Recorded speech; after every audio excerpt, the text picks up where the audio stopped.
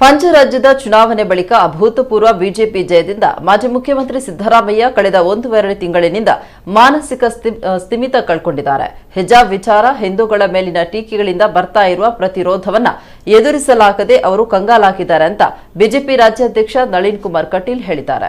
ಮಂಗಳೂರಿನಲ್ಲಿ ಮಾಧ್ಯಮಗಳ ಜೊತೆ ಮಾತನಾಡಿದ ಅವರು, ಸಿದ್ದರಾಮಯ್ಯ ಅವರು ಮಾಜಿ ಮುಖ್ಯಮಂತ್ರಿಯಾಗಿದ್ದು ಹಿರಿಯ ರಾಜಕಾರಣಿಯಾಗಿದ್ದಾರೆ. ಅವರ ಮಾತುಗಳು ಮೌಲ್ಯಯುತವಾಗಿರಬೇಕು. ಅವರು ಈ ದೇಶದ ಸಂಸ್ಕೃತಿ, ಪರಂಪರೆ, ಗುರುಪೀಠದ ಬಗ್ಗೆ ತಿಳುವಳಿಕೆ ಇದ್ದವರು ಅಂತ ತಿಳಿದುಕೊಂಡಿದ್ದೆ.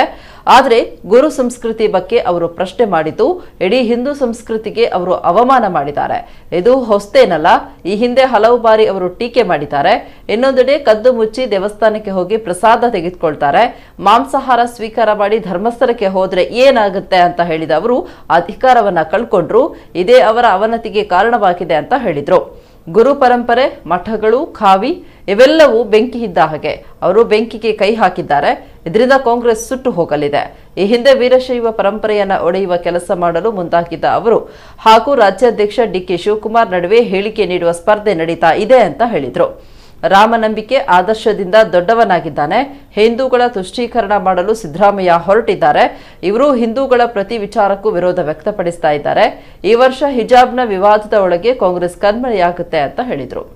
ಸಿದ್ದರಾಮಯ್ಯ ಅವರು ಕಳೆದ 1-2 ತಿಂಗಳಿಂದ ವಿಶೇಷವಾಗಿ ಪಂಚರಾಜ್ಯಗಳ ಚುನಾವಣೆ ನಂತರ 4 ರಾಜ್ಯಗಳಲ್ಲಿ ಭಾರತೀಯ ಜನತಾ ಪಾರ್ಟಿ ಅಭೂತಪೂರ್ವವಾಗಿರ್ತಕ್ಕಂಥ ಗೆಲುವಾದ ಮೇಲೆ ಈ ದೇಶದ ಸಂಸ್ಕೃತಿ, ಪರಂಪರೆಗಳು ಮತ್ತು ಗುರುಪೀಠಗಳ ಬಗ್ಗೆ ಅತಿ ತಿಳುವಳಿಕೆ ಇದ್ದವರು ಅಂತ ತಿಳ್ಕೊಂಡಿದ್ದೆ. ನಮ್ಮ ದೇಶದ ಸಂಸ್ಕೃತಿಯಲ್ಲೇ ಹೇಳುತ್ತೆ, ರಾಜಪೀಠಕ್ಕಿಂತಲೂ ಗುರುಪೀಠ ಶ್ರೇಷ್ಠವಾಗಿರ್ತಕ್ಕಂಥದ್ದು. ಹಾಗಾಗಿ ಗುರು ಸಂಸ್ಕೃತಿಯ ಬಗ್ಗೆ ಅವಹೇಳನ ಮಾಡ್ತಕ್ಕಂಥದ್ದು ಸರಿಯಲ್ಲ.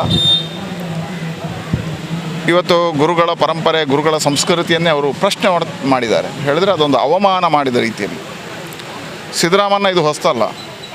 ಒಂದು ಕಡೆಯಿಂದ ನಾನು ನಾಸ್ತಿಕವಾದಿ ಹೇಳ್ತಾರೆ, ಕದ್ದು ಮುಚ್ಚಿ ದೇವಸ್ಥಾನಗಳಿಗೆ ಹೋಗಿ ಪ್ರಸಾದ ತಗೋತಾರೆ. ಒಂದು ಕಡೆಯಿಂದ ಮಾಂಸಾಹಾರ ಸ್ವೀಕಾರ ಮಾಡಿ ನಾನು ಧರ್ಮಸ್ಥಳಕ್ಕೆ ಹೋದರೆ ಏನು ಅಂತ ಸವಾಲು ಹಾಕಿದರು. ಅದರ ಪರಿಣಾಮ ಮುಖ್ಯಮಂತ್ರಿ ಸ್ಥಾನವನ್ನು ಕಳ್ಕೊಂಡಿದ್ದಾರೆ.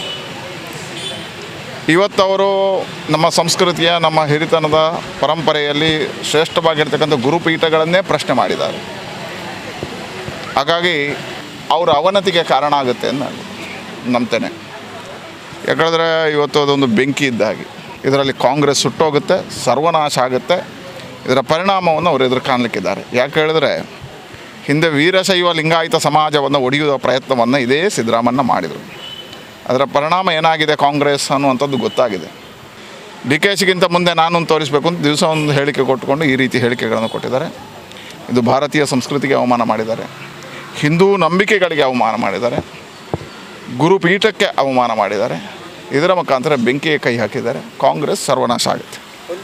ನಂಬಿಕೆ ಇದ್ದಾಗ ಶ್ರೇಷ್ಠತೆ. ರಾಮ ನಂಬಿಕೆಯಿಂದ ದೊಡ್ಡವನಾದ, ಆದರ್ಶದಿಂದ ದೊಡ್ಡವನಾದ.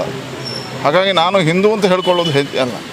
ಅವರು ಚುನಾವಣೆ ಇಲ್ಲದಾಗ ಹಿಂದೂ ಅಂತ ಹೇಳ್ತಾರೆ, ಚುನಾವಣೆ ಇದ್ದಾಗ ಹಿಂದೂಗಳಿಗೆ ತುಷ್ಟೀಕರಣ ನೀತಿಯನ್ನು ಮಾಡ್ತಾರೆ, ಹಿಂದೂಗಳ ವಿರುದ್ಧವಾಗಿ ನಿಲ್ತಾರೆ. ಇವತ್ತು ಹಿಜಾಬ್ನ ವಿರುದ್ಧ, ಗೋಹತ್ಯೆ ನಿಷೇಧ ವಿರುದ್ಧ, ಮತಾಂತರ ಕಾಯ್ದೆ ವಿರುದ್ಧ, ಭಗವದ್ಗೀತೆ ಶಾಲೆಯಲ್ಲಿ ತರಬೇಕು ವಿರುದ್ಧ. ಇವರು ಒಂದೇ ಇದ್ದಾರೆ, ಹಿಜಾಬ್ ಮತ್ತು ಮದ್ರಸಾ ಇದರ ಪರವಾಗಿರ್ತಕ್ಕಂಥವ್ರು. ಹಾಗಾಗಿ ನನಗೆ ಅನ್ನಿಸ್ತದೆ ಈ ವರ್ಷ ಹಿಜಾಬ್ನ ಒಳಗೆ ಕಾಂಗ್ರೆಸ್ ಕಣ್ಮರೆ ಆಗುತ್ತೆ.